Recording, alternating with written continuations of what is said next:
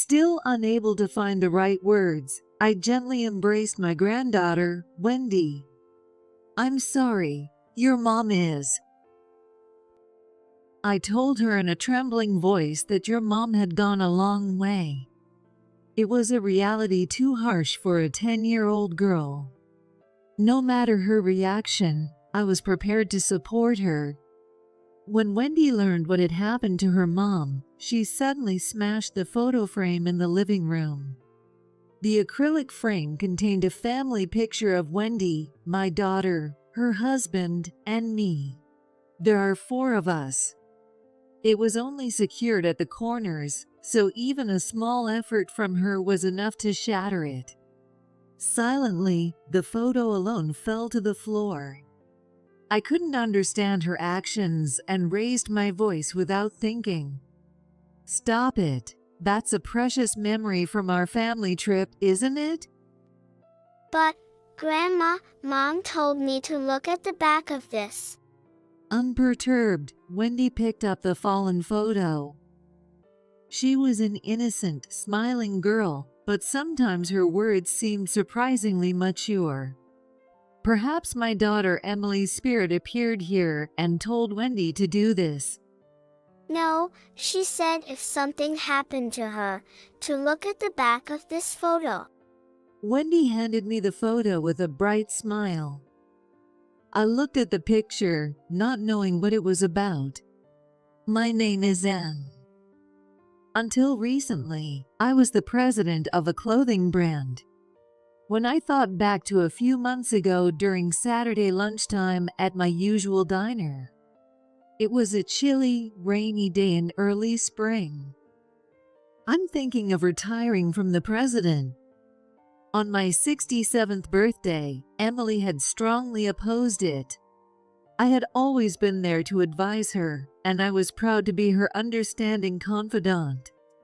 And I believed she was mine, so her reaction surprised me. Emily, a new era and trends are created by the new generation. But, Mom, you still. I want to leave my company in your hands. It will get even better that way, I assured her with a confident gaze. I knew she had the knack for spotting trends. All right, Mom, it's your cherished company. I'll make sure it grows even bigger.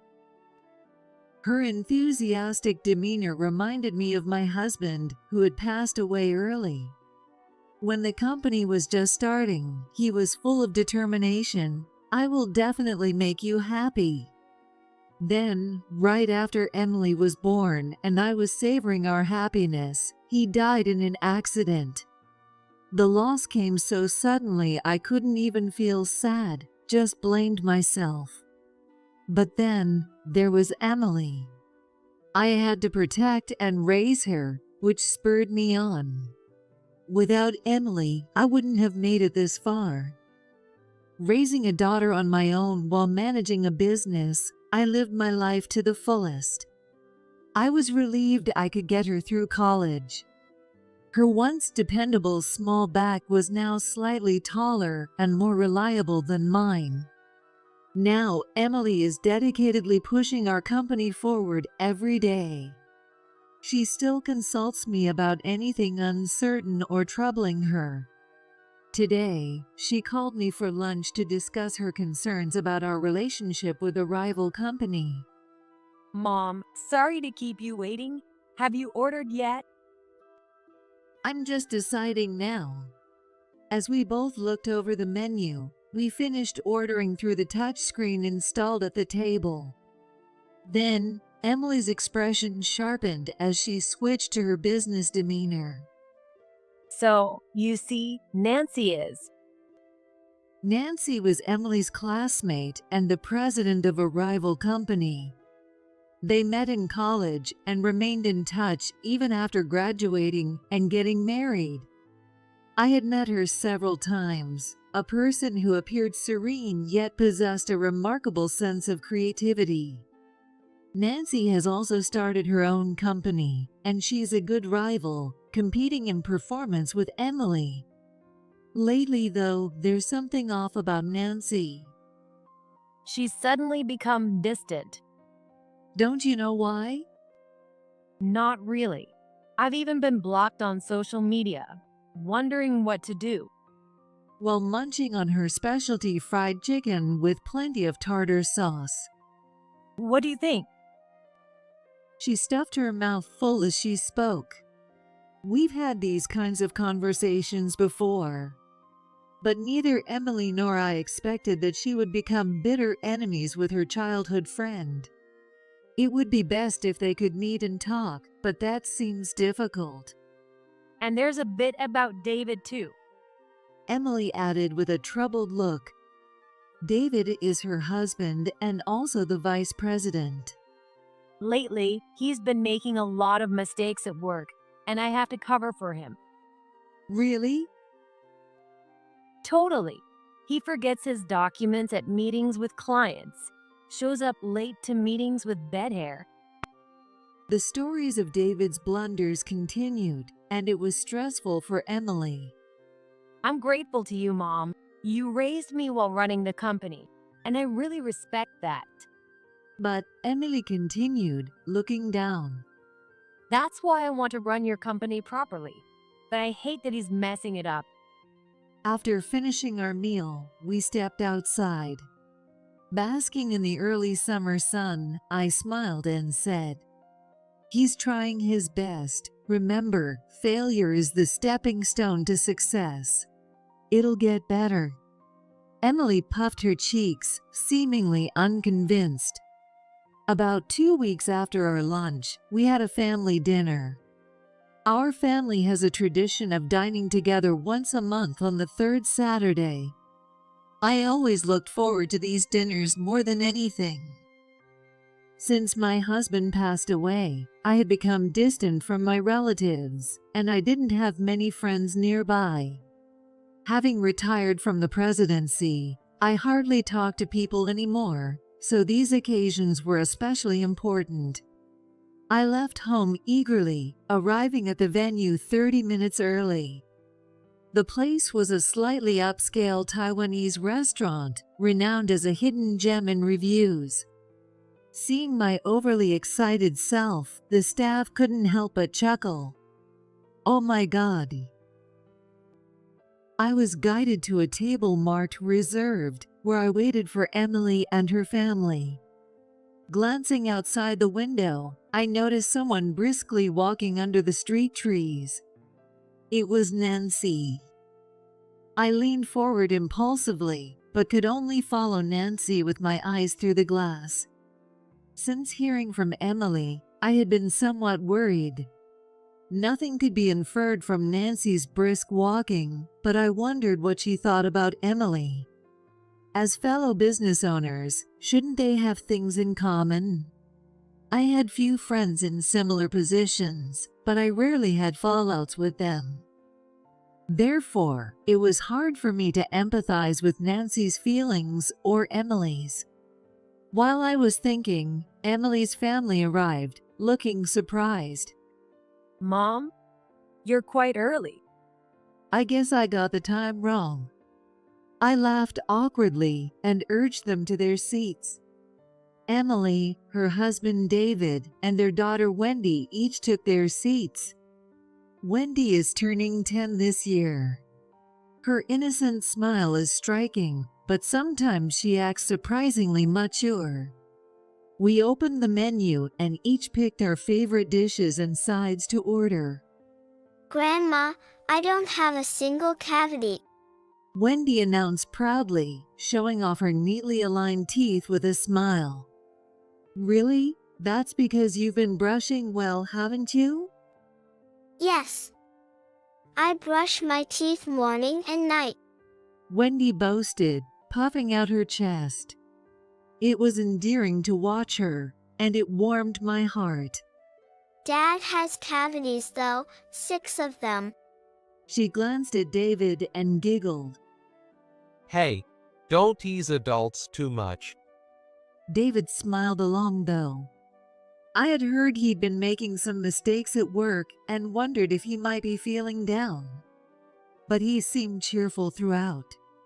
and there was no sign of trouble between him and Emily. They were chatting happily. Dad, you should brush properly too. I do. I even use an electric toothbrush. Their light-hearted banter brought smiles to all three, making it a joyful family moment. Maybe Emily's concerns weren't as serious as I thought. Soon after, our food arrived. The table was set with dishes for 4, along with various other dishes. Eat up, everyone. Mom, we can't possibly eat all this. It's fine. Right, Wendy, you're not picky. I don't like bell peppers. Does this have bell peppers in it? Wendy peered suspiciously as David laughed. If there are, I'll eat them. But you don't like bell peppers either. I know. Called out by his daughter, David and Emily both burst into laughter, revealing a side of him I hadn't seen. No, that's not true. David chuckled sheepishly and began eating his noodle. Amid the cheerful atmosphere, I glanced around the restaurant. Perhaps because it was lunchtime, the place was bustling with customers. Staff were busy setting tables and guiding diners. In the kitchen, pans were sizzling as dish after dish was prepared. A hefty chef who seemed to be in charge shouted, "Table 7, Xiao Long Bao." A waitress swiftly carried the dish out, eager to serve it hot. It's a nice place. The food is delicious. I sipped some dim sum soup and commented, Yes, and the atmosphere is great. But still, I think my wife's cooking is the best. Stop it. What are you saying? Emily laughed, a bit embarrassed but clearly pleased. It was a heartwarming moment until Wendy spoke up. Liar. What? In an instant, the adults froze.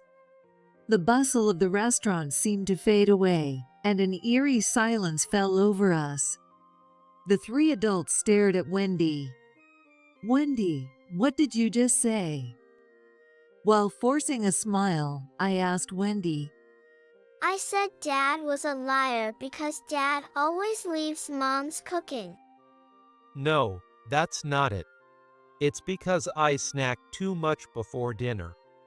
Wendy looked at me skeptically as I awkwardly tried to explain.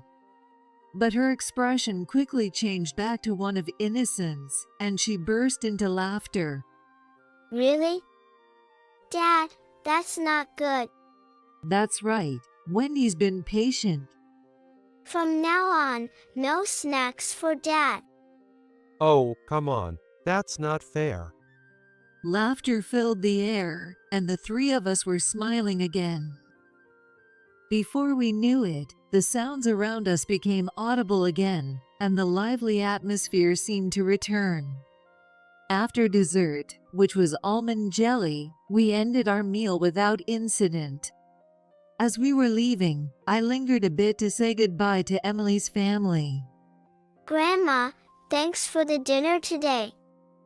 Bye-bye. See you, Wendy. She waved her little hand vigorously and ran off in the opposite direction I was going. What was with Wendy I saw today? Both Emily and David just laughed it off, saying, "She's always like that," which also worried me. Mom, see you next month. We'll treat you next time. With those words, the 2 disappeared into the crowd with Wendy. It was a fun and enjoyable meal as usual, and I felt the usual pang of sadness at parting. But something nagging at me felt like a splinter had formed. Although Emily and I said, "See you next month," it was unexpectedly betrayed. Just a few days after our meal, Emily was in a car accident. I rushed to the hospital, but it was too late. She was only 38. I can't believe it. Why? Emily lay on the hospital bed, her eyes firmly closed. David had come out to the hallway soon after arriving, and I could hear his sobs, which were not my imagination. Both David and I were engulfed in grief and could not speak for a while. David, who regained his composure first, came up to me with a tear-streaked face. I'm sorry, I have a meeting soon. Could you pick up Wendy for me? Oh, you have a meeting. And I think I'll be busy and away from home for a while, so I'd like you to take care of Wendy. I simply replied, okay, and watched David leave. The suddenness of it all left me in a daze.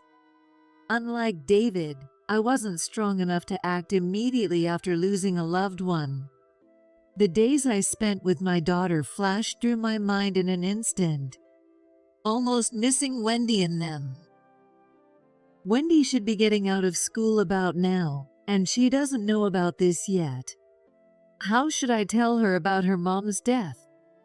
I headed to Emily's house. Using the spare key from the mailbox to enter, I started preparing to take care of Wendy. Soon after, Wendy came home. Grandma, She must have sensed something from seeing me. Dropping her pastel-colored backpack in the living room, she came closer. The innocent smile that was so characteristic was gone, and she looked at me curiously. Still unable to find the right words, I gently embraced Wendy. Wendy, I'm sorry. Your mom, well. I told her in a trembling voice that your mom had gone a long way. It was a reality too harsh for a 10-year-old girl. No matter her reaction, I was ready to support her. However, Wendy slipped out of my arms and picked up a photo frame displayed in the living room. The acrylic frame contained a family picture of Wendy, my daughter, her husband, and me. There are 4 of us. Wendy? Just as I thought she was staring intently, suddenly Wendy broke the frame. The frame, held together only at the corners, easily came apart with a little force from her young hands. Just like that, the photo fell to the floor. Unable to understand her actions, I inadvertently raised my voice. Stop it. That's a precious memory of our family trip, isn't it? but, Grandma, Mom told me to look at the back of this. Wendy, undisturbed, picked up the fallen photo. Could it be that Emily's spirit appeared here and told Wendy to do this? No, she said if something happened to her, to look at the back of this photo. Wendy handed me the photo with a bright smile. I looked at it, puzzled, and turned it over. On the back, in Emily's handwriting, it read, I am being targeted by my husband. The hurried writing seemed to convey an urgent message. Targeted by her husband, David. What did that mean? I had never heard such a thing from Emily. Could it be that only Wendy and Emily knew about this? Could this message be related to Emily's death? Could David have? He hadn't shown any signs, and he had been at the hospital with me, mourning Emily's death. My thoughts were swirling, becoming more confused. Then David returned, muttering to himself. Damn, I forgot my documents here. Seizing the opportunity, I confronted David. David, we need to talk. Come here, please. No, I have a meeting. David seemed to be avoiding the conversation, as if he was hiding something or knew something he didn't want to be known. I quickly blocked his path with a message on the back of the photo. What is this? David glanced at it and muttered, "Damn," under his breath before looking away. I pressed him further. Answer me. This is Emily's handwriting. I don't know anything about it. My wife has just died, and you bring up this distasteful prank? Emily told Wendy to look at this if something happened to her. Why don't you know? Emily? David was clearly agitated, his eyes darting around as he began to sweat. No matter what I asked, David kept denying any knowledge. Then Wendy quietly added, It makes sense that Dad wouldn't know. Mom and Dad never talked about anything at home. Wendy, stop it. Mom said it was pointless to talk to Dad. He never listened to her anyway. But when we met last time, you two seemed to be getting along well. That was just trying not to worry you, Grandma. That's why they pretended to get along. Wendy, stop talking nonsense. It's the truth. Dad's the liar. Who are you calling a liar? David, enraged, raised his fist. I thought he was going to hit Wendy, so I instinctively jumped on him. Stop! Don't you dare touch Wendy! Let go. He swung his raised fist down on my back. Ouch! Grandma, I fell to the floor with a dull thud. Wendy came over and looked into my face, her eyes brimming with tears. If things continued this way, both of us might end up being hit by David. He was mumbling something, his face red and his shoulders shaking. It's all her fault. Everything. I didn't know whom he was blaming. I managed to get up and urged Wendy to go outside. no. I'm not leaving without you, Grandma. Tears finally spilled from Wendy's eyes. She clung to me crying, while David continued to mutter to himself. Holding my aching back, I crawled toward the entrance. Noticing this, David shouted, "You're not getting away," as he picked up a pair of scissors and started to chase us. We were just a few steps from the door, but it wasn't enough. "Help!" I shouted as I shielded Wendy. That was when it happened. The door suddenly opened and someone burst in. No. With a mighty yell, Nancy appeared. Using her business bag as a shield, she charged at David and pushed him back. David stumbled and fell to the floor. Nancy then pinned his arm behind his back and held him down on the floor. Give it up. I've called the police. What have you done to them? Ouch. Who the hell are you? Taken aback by the unexpected arrival, both Wendy and I were shocked. "Nancy, why are you here?" Oh, Anne, long time no see. Emily asked me to look after you too. Nancy explained that she had made a promise to Emily. It was when Nancy's company was struggling, and she had consulted Emily about management strategies. Following Emily's advice had gradually improved her business. In gratitude, Nancy had told Emily to call on her if she ever needed help. Well then, if something happens to me, please take care of Wendy and my mom. Although Nancy didn't fully understand at the time, she had always kept that promise in mind. I knew Emily had a way of foreseeing things. So I believed that something might happen eventually, though I hoped it wouldn't. Nancy chuckled wryly. That's why I started investigating what was going on around Emily. As the investigation by a private detective progressed, concerns about David began to arise.